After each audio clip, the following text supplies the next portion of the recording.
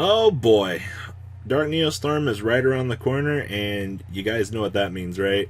We have, yep, Super Quantals are back. And I'm not gonna lie, I didn't actually think that we would be actually making a Super Quantal video because we have Fusion of Fire running around on the format, and there's a lot going around against this deck, especially Kaijus. So, I mean, if you're able to kind of play around the problems in the format, making the big Megazord it's all fun and games for what it is. So, Daniel Marino Smith sent this in. He said that this deck has been a lot of fun. And I can tell you guys, looking at this list already off the bat, that this is pretty solid for what we're going for here. So, what does the new stuff actually do? So, Super Quantum White Layer says you can send one non-light Super Quant monster from your hand or face on the field of the graveyard to special summon this guy. When this card is normal special summon, you send one Super Quant from your deck to the graveyard, and if you do, this card's attribute and level become the same as that sent monster's.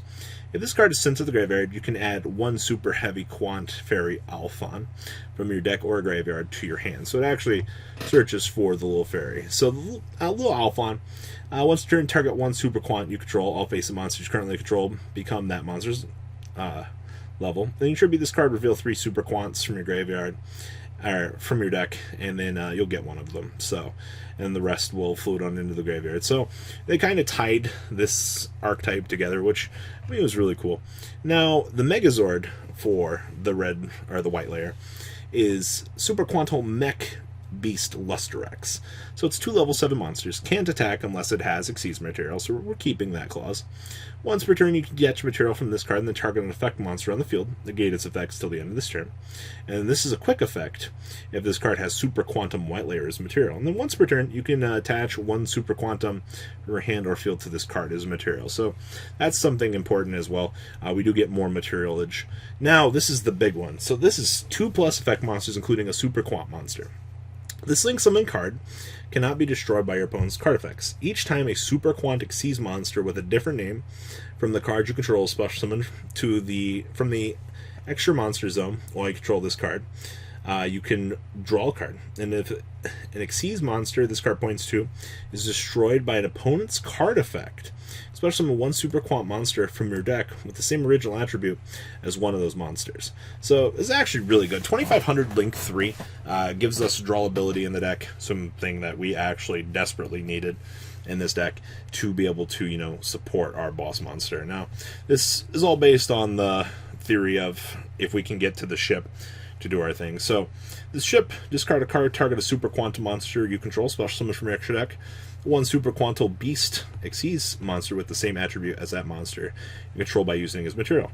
You send this card from your field zone to the graveyard and target 3 Super Quantum Mech Beast Exceeds monsters with different names you control and or in your graveyard. Special summon one Super Quantal Mech King Great Magnus from your extra deck, and if you do, attach those to it. So you had to get to this guy with his super materials, but I mean, if you can get them all on the field and strap on all the materials, like, you're going to be in a great position. 3600 is nothing to scoff at in today's format. Like, it's just a symbol into the Megazord. So Power Rangers the deck. So let's dig on into Daniel's deck here, shall we? So we have triple copies of Ash Blossom. Once again, pretty standard hand traps. You want to be able to go first or second in whichever build you want. I don't think there's any reason to cut these. I know a lot of people are like, oh, you should cut these. No, stop, guys. It's not worth it.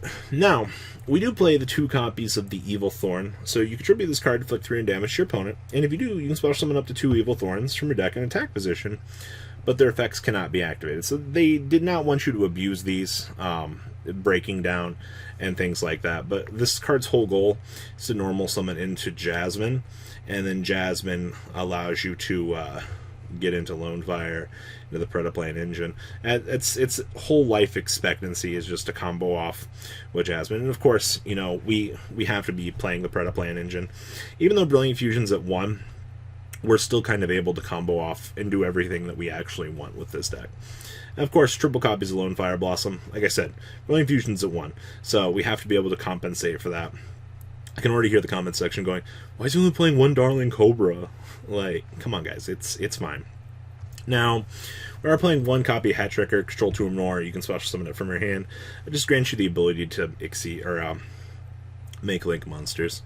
One copy of the Trick Clown. So when you go Brilliant Fusion, this gives you the ability to drop this off as an extender to revive itself so that we can make more Megazord plays. Nothing else really. One copy of Darling Cobra. As I said, I kind of want to see two in case we brick, but that's fine. One is absolutely okay. We have triple copies of the Orthoscorpio. You need to max this out. Alright, like triple Evil Thorn, triple Lone Fire, triple Scorpio. You have 9 hard, actually you have 10 hard ways to get to the Brilliant Fusion, as long as you can get it, because you can always hard draw the Brilliant Fusion. I mean, it happens, but it's not necessarily a good thing. So, yes, so many ways. We do play the triple copies of Alphon. This just reminds me of fucking Zordon, actually. Fucking I guy. Alright, now into the Super Quantal stuff. You don't really get a lot of room to mess around with these numbers. And I think if you start messing around with the numbers, you're going to start running into consistency issues. You're already playing a deck that's already a little bit inconsistent at times because you have to play bad cards. And like I said, if you're already trying to push weird ratios on these things, you're going to just run into issues. So maybe... No, don't fuck around with ratios. Just stick with what we got. So we have triple copies of Blue Lair, standard, normal summon, special summon, search for a super quantum card. I actually think he's probably the best one. Normal special summon, you can special summon a super quant monster from your hand, so this is an extender. And then we have triple copies of Cyber Dragon, aka the Warrior. Drops at 2,000. God, I miss the days when we could actually abuse this guy. This was really good.